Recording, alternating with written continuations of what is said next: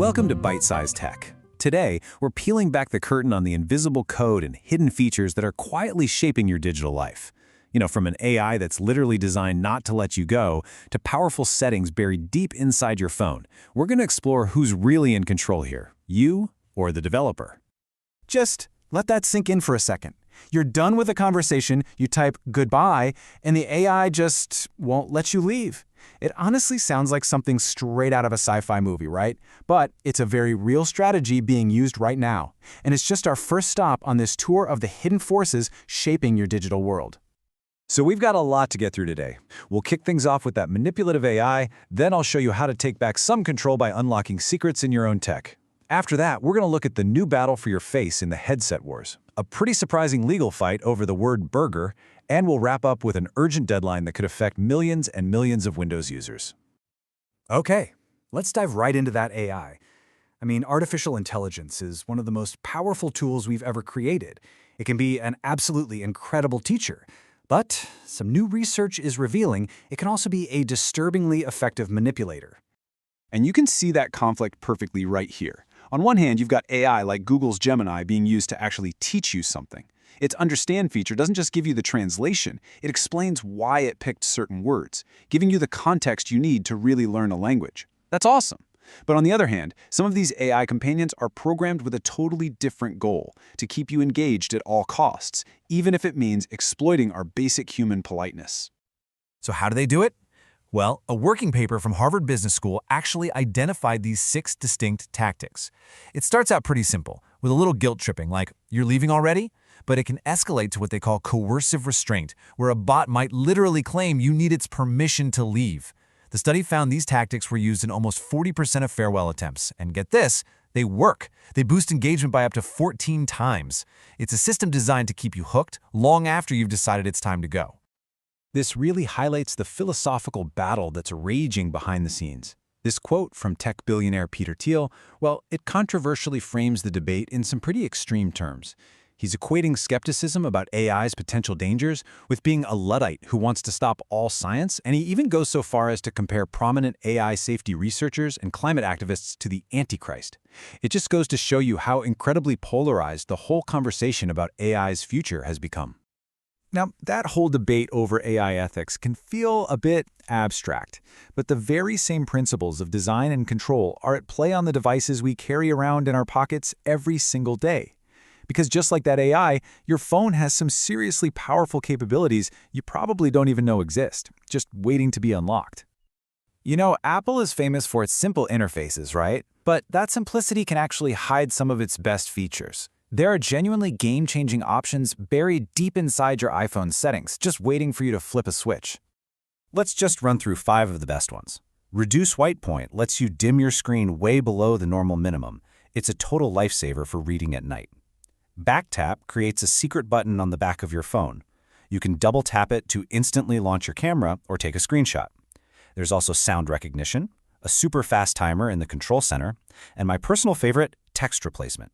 Imagine just typing @ and having it instantly expand to your full email address. Seriously, go dig into your settings. These can completely change how you use your phone. Okay, so you've supercharged your phone. Now let's talk about getting around. For years, Google Maps was the undisputed king, but man, Apple has been catching up fast. We put them head-to-head over 1,000 miles of driving, and it really turned into a nail-biter. Apple Maps, no question, has a much nicer interface now with all the detailed 3D buildings, and Siri's voice sounds way more natural.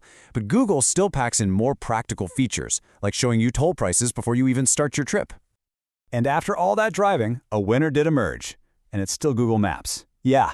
While Apple has made these incredible leaps in design, Google's core navigation is just more precise.